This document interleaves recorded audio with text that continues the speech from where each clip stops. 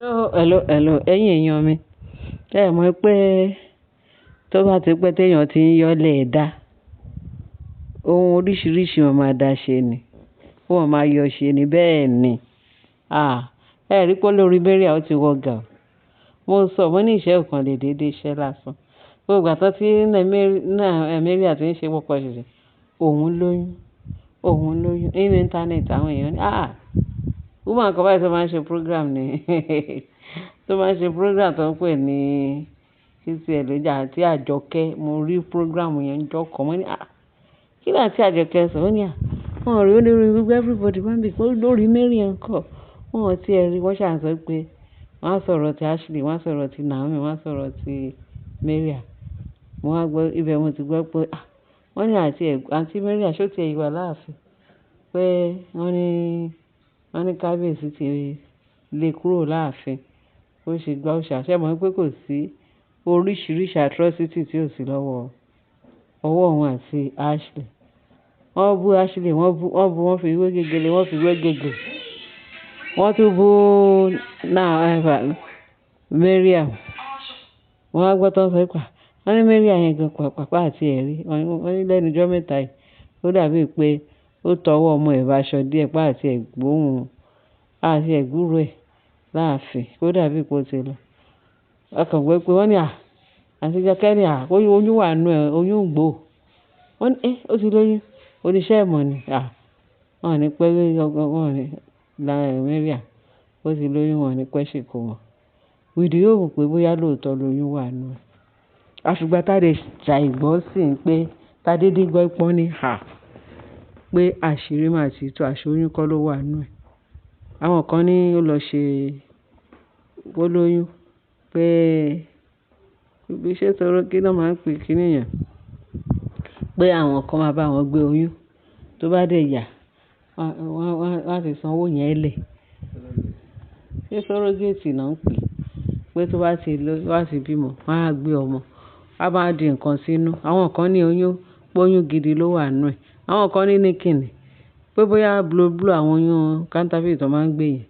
Wọ́n ṣà ń sọ lóríṣi, kò sí ìta àti ẹ̀gbọ́ àti ìgbọ́ nípa oyún Mariam. Àti bọ́n ṣe tún lọ sí church Naomi tó lọ announce orí mi tí ọ̀mẹ́ tó gbà láàyè kó tó wọ́n gbé microphone fún. Tọ́ ní ṣe ló ń sọ fún gbogbo ìjọ pé kí Naomi má rò pé òun nìkan ló fẹ́ bí àrólé fún kábíyèsí. Òun náà ti lóyún, àwọn méjèèjì wọ́n jọ máa bímọ fún kábíyèsí. Wọ́n dẹ̀ ti tẹ́ẹ̀sì òun ọmọkùnrin ló wà ńbẹ̀. Mo ní ṣé lè yá, ṣé ó tọ́ ni àbí irọ́? Ṣé irú ìròyìn yẹn ló yẹ kí èèyàn máa ròyìn? Wọ́n ròyìn pé èèyàn bímọ, wọ́n ń ṣàjọyọ̀. Ṣé èèyàn máa sọ pé microphone máa sọ fún gbogbo ayé pé ẹ mọ̀ pé òun lóyún? Lágbájá ṣó mọ̀ pé òun lóyún? Kábíyèsí ló lóyún nù mí. Tẹ́mẹ́dù ṣó mọ̀ pé oyún wà nù mí? Naomi ṣáá ni ló ṣẹ̀wọ̀n. Torí Naomi náà ṣe ń lọ. Tó fẹ́ lọ sí àìmọye máìlì. Wọ́n fẹ́ rìnrìn 100 meter ní àbọ̀ ìṣẹ́jú kí gbogbo wọn kọ́ lépa Naomi ṣá. Bẹ́ẹ̀ náà lórí Naomi mú gbogbo wọn. Wọ́n lépa Naomi títí orí Naomi kan mú wọn. Wọ́n ní kí lọmọ yìí fi ṣorí? Kí ni Naomi fi ṣe gbá? Naomi ó ń lo òògùn ni. Níbo ló ti rí òògùn tó ń lò? Ṣé mo ti sọ fún wọn mo ní kó súnmọ́ Naomi á ṣàlàyé òògùn tó ń lò. Tẹ́ bá ti farabalẹ̀, tẹ́ súnmọ́ Naomi, tẹ́ bá lè lo irú òògùn tí Naomi ń lò, tàbí tẹ́ bá lè gbà ó tàn. Gbogbo yẹn jọ máa ṣe irú òògùn tí Naomi ṣe. Kò ṣẹjọ́ nù ẹ̀. Pé kẹ́ súnmọ́ Naomi Ashford náà hàn yín. Ẹ̀ẹ́dẹ̀kọ̀ ẹ ṣà ń sọ nǹkan tó ju yín ò rí. Naomi o, bóyá ó dàbí pé ibẹ̀ lẹ máa pẹ́ sí, ibẹ̀ lẹ máa dàgbà sí. Tẹ́ ẹ sọ pé Naomi ṣe òògùn. Ẹ súnmọ́ ó máa fún yín lóògùn tó ń lò. Ó lè máa ṣe gbogbo yín láǹfààní tí gbogbo yín bá lè lo irú òògùn tí Naomi lò ló bá tán. Kò ti pẹ́ tẹ̀yìn tí ń fowó ṣòògùn. Kò ti pẹ́ tẹ̀ tí ń sá eré kàbàkàbà pé òògùn tí ẹ kàn fúnra yín ní wàhálà ni. Ẹ kàn dára yín láàmú. Ẹ kàn gbé hypertension tẹ́ fi ń gbé lura yín. Kí ni Naomi kan dúró sójú kan? ẹ mọ̀ pé àwọn tó ń bá Naomi ṣiṣẹ́ wọ́n pọ̀ gan. Naomi kan ló ń ṣiṣẹ́ bó ṣe ń sá kolobá Naomi kan fẹ́ ọlẹ́ran ó mu 5 alive ó mu gbogbo oríṣiríṣi juice tọkàn ẹ̀ balẹ̀. Ẹ rí i pé tẹ́ bá kọ sí nǹkan tẹ́ máa ṣe fún máa tààtù ni. Ẹ ṣe kidnapping Ọlọ́run gbàálẹ̀. Ẹ rí Paul àti Sílà ẹ rí wọn pé kò sí bẹ́ẹ̀ ṣe lè ṣe wọ́n yege ni. Bẹ́ẹ̀ ni bọ́ ṣe ń gbàdúrà tó ń ṣe kínní wọ́n dẹ̀ iṣẹ́ Olúwa ń tẹ̀síwájú nínú ayé wọn. Bẹ́ẹ̀ náà ni Naomi kò sí nǹkan tẹ́ máa ṣe fún ó máa tààtù ẹ̀mí mímọ́ kan ó máa bá fẹ́ dànù ni. Àníkẹ́yìn náà súnmọ́ Naomi kó fi ọ̀nà ẹ̀mí mímọ́ hàn yín ló bá tọ́ ẹ kàn fúnra yín ní wàhálà. Àníkẹ́yìn jà pàtẹ́ yé ṣe wàhálà mọ́. Ṣé orí òkè ń fọ yín ni? Ẹ̀dọ̀ òkè ń dùn yín ni? Ṣé ẹ kì í ní ìsinmi ni? Ẹ gbọ́dọ̀ sinmi. Kẹfẹ̀dọ̀ sórí òróró kẹfẹ̀sùn. Kẹ jẹun gidi kẹ ṣe kí ẹyin ó máa ṣe o.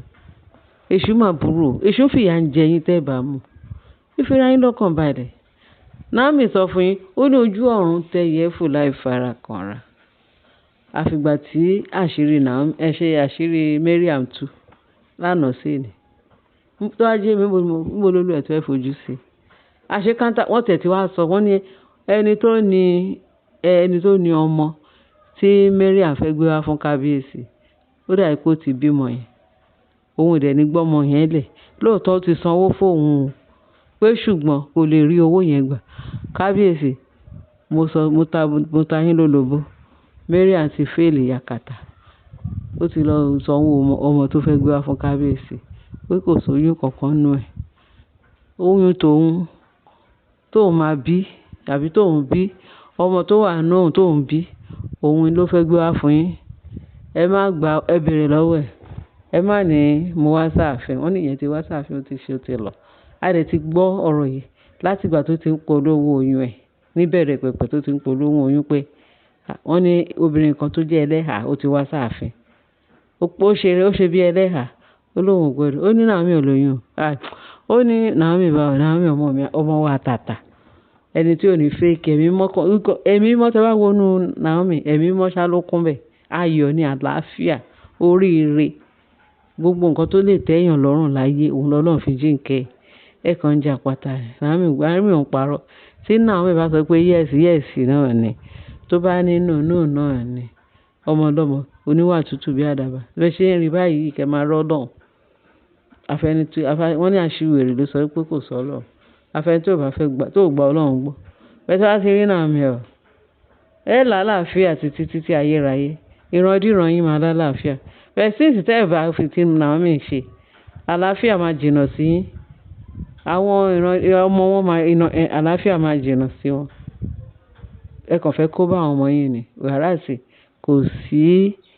kò sí kinní kan kò sí erékeré ní ọwọ́ Naomi àfi kẹ́ gbọ́ Ọlọ́run gbọ́ pé kílẹ̀ èdè gba Naomi gbọ́ àlàáfíà bá dé báyìí ẹtí gbà tẹ́ sọ pé wàhálà lè máa ṣe para yín gọ́ọ̀n sọ̀hún ni àfìgbà tán ní Mariam lóyún o kábíyèsí wọ́n ní ara ń ta kábíyèsí sí àṣẹ ni ẹlẹ́ni ẹ wo àkóbá ńláńlá tó kó bá kábíyèsí ẹ fi pé gbogbo àwọn alálẹ̀ lóríṣiríṣi tó wà lẹ́yìn kábíyèsí ẹ fi pé wọ́n ti filẹ̀ wọ́n filẹ̀ ẹni bá sọ pé òun fẹ́ dojúkọ kábíyèsí ìdúró sí ìbẹ̀rù sí fún ni bẹ́ẹ̀ náà ni ti Naomi kábàá ti sọ pé Naomi ẹni bá sọ pé kò sí òun ò ní fi kábíyèsí àti ti Naomi ṣe Olúwa ti tàràkà ọjọ́ ti pẹ́ ẹ̀yin èèyàn mi mo ní kí n sọ fún yín pé ẹ má ṣàlàyé gbọ́ wọ́n láṣìírí Mariam ti tún kò lóyún ìjójú òtí gbogbo àwọn tó ń tẹ̀lé tó ń sọ pé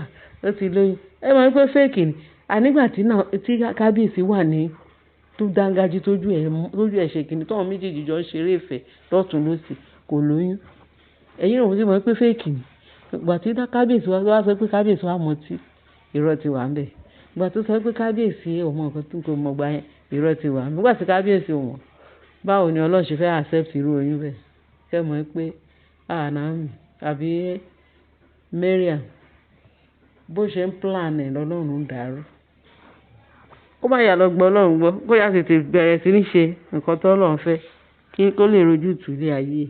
Ẹ̀yin èèyàn, mo ní kí n sọ fún wa, ẹ má ṣaláì gbọ́, gbóborùn ta gbọ́ nìyẹn pé gbogbo fúrege tí Mariam ṣe pé ó máa lẹ́yìn, ìjẹ́ kò ti lẹ́yìn báyìí. Wọ́n náà kan ní ó ti kúrò láàfin, bàṣẹ máa ń gbọ́ náà ni ó tún lè dọ̀la kẹtù rẹ̀ láàfin. Ọlọ́run ló yé. Bẹ̀sì tásìkò Ọlọ́run bá tó wẹ́rẹ́ ni ká má wulẹ̀ já ń pátá. Ẹ má jà dára wa láàmú. Ọlọ́run bá fẹ́ mú wọn kúrò, ó máa mú wọn lága, ó máa yọ wọ́n bí jìgà ni. Ẹ ṣé ẹ̀yin èèyàn mi, ẹ kú tẹ́tí gbọ́ o. Ọlọ́run á dájú lórí wa o. Ẹ̀mí yín ó gùn o. Nǹkan kò ní ṣe ẹ̀mí wa o.